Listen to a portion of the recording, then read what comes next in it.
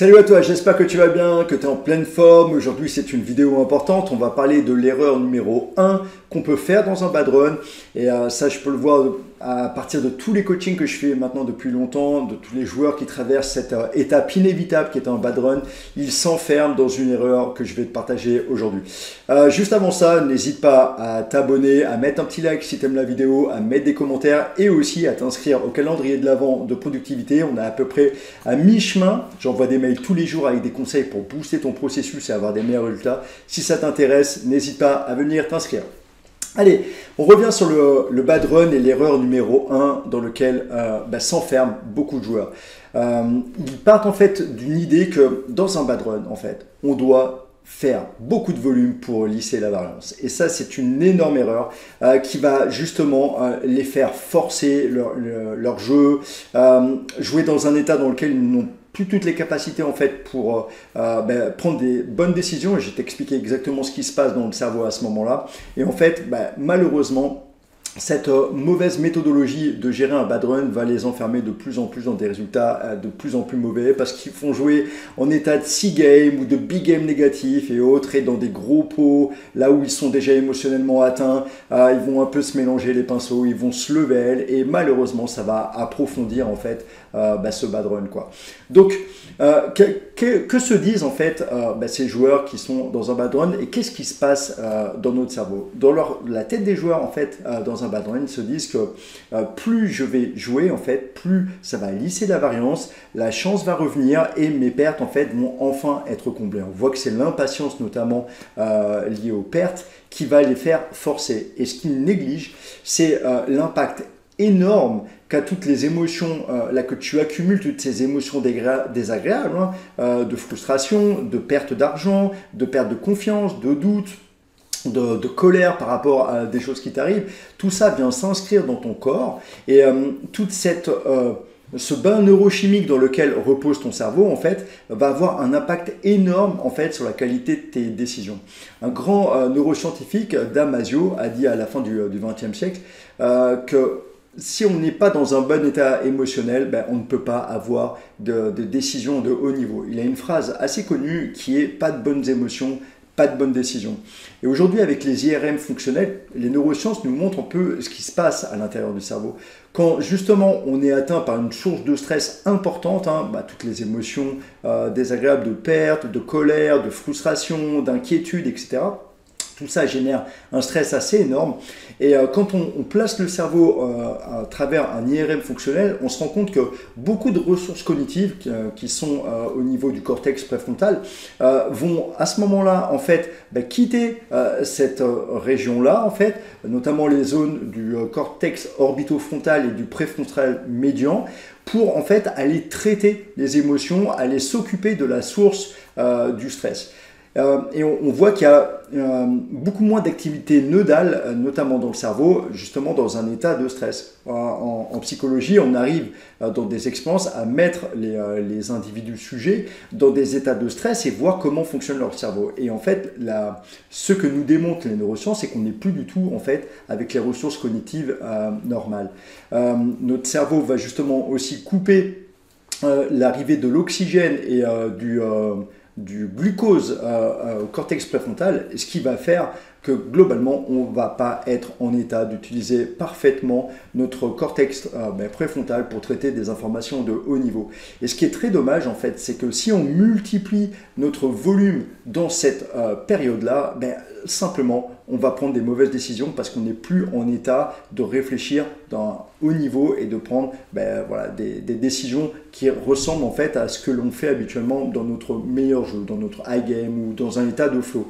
Donc pas de bonnes émotions, pas de bonnes décisions. Les neurosciences et Damasio nous le démontrent maintenant depuis au moins une vingtaine d'années.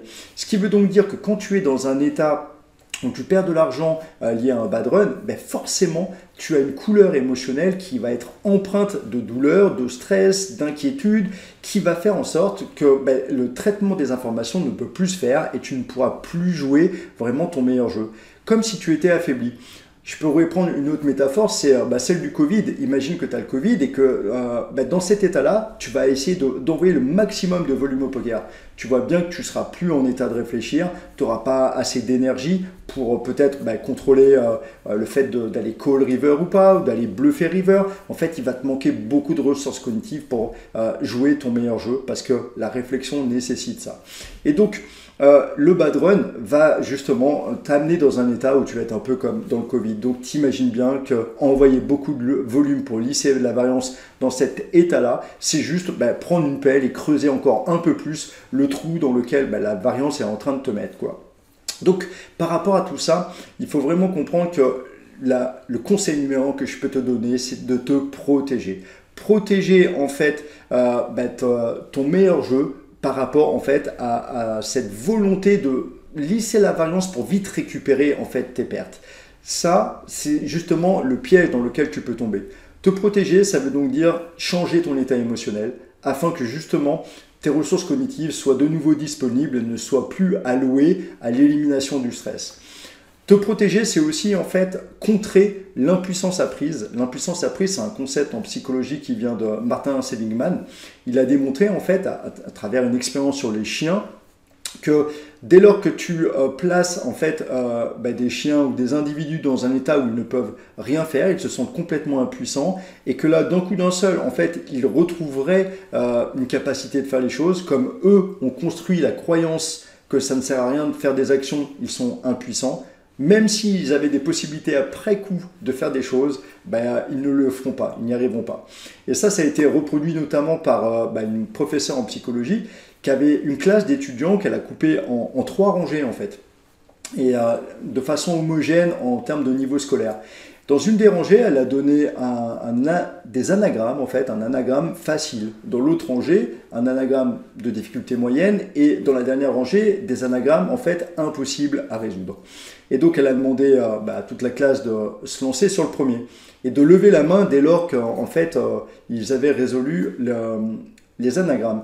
La première rangée dans laquelle c'était très facile, ils ont levé la main direct. Celle du milieu, ils ont mis un peu plus de temps. Puis la dernière, en fait, ils n'ont pas du tout levé la main. Donc ils étaient un peu surpris. Puis ils ont commencé à dire, tiens, c'est bizarre, j'y arrive pas. Peut-être que je suis impuissant, je ne sais pas. Deuxième anagramme, on retrouve exactement la même chose. Et là, d'un coup d'un seul, ils se disent « Waouh, aujourd'hui je ne suis pas dedans, aujourd'hui ça ne va pas du tout ». Tout ça génère un état émotionnel de stress et qui commence en fait à créer ce sentiment d'impuissance. Ce qui se passe alors, c'est qu'au troisième anagramme, là où quelque part, ils avaient les 3 mêmes, donc là, normalement, avant l'expérience, ils auraient pu le faire facilement. Là, l'impuissance dans laquelle l'expérience les a plongés a fait en sorte que pour le troisième anagramme, ils ont eu des résultats bien moindres par rapport aux 2 autres groupes.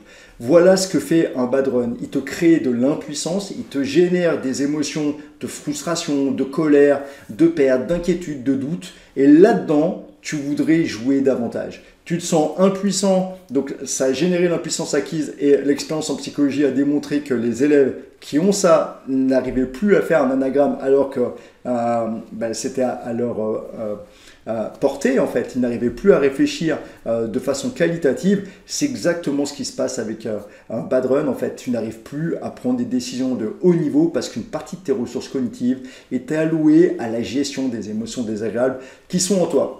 Donc vraiment, ce que je t'invite à changer, c'est vraiment cette idée que lisser la variance est la chose à faire dans un bad run pour récupérer rapidement tes pertes. Gomme ce truc le plus vite possible et protège-toi, protège ta confiance, lève les doutes, protège ton état émotionnel afin de revenir vers une forme d'équilibre pour que ton cerveau puisse de nouveau réfléchir à haut niveau, et ainsi tu vas vraiment avoir un processus de gestion des bad runs bien meilleur. Moi je crois vraiment cette idée que ça n'est pas un problème de compétence, de capacité cognitive en fait, de réussir ou pas au poker, c'est que les gens en fait utilisent des mauvais processus, des mauvaises méthodologies et forcément ont des mauvais résultats à la fin. Parfois, certains utilisent un très mauvais process de gestion des bad runs, justement en voulant jouer un maximum alors qu'ils ne sont pas dans un état optimal pour jouer. Donc, garde vraiment cette idée. Voilà, dis-moi ce que tu penses de cette vidéo. N'hésite pas, encore une fois, à t'abonner, à mettre un petit pouce, à t'abonner également à la newsletter sur la productivité, là, le calendrier de l'avant, et tu auras encore 15 jours de conseils, justement, voilà, comment bien gérer un bad run, comment mémoriser bien mieux, tout ça pour booster tes résultats et faire en sorte que voilà, ton investissement t'en soit récompensé avec des résultats qui décollent. Je te dis à très bientôt, porte-toi bien et à la prochaine. Ciao.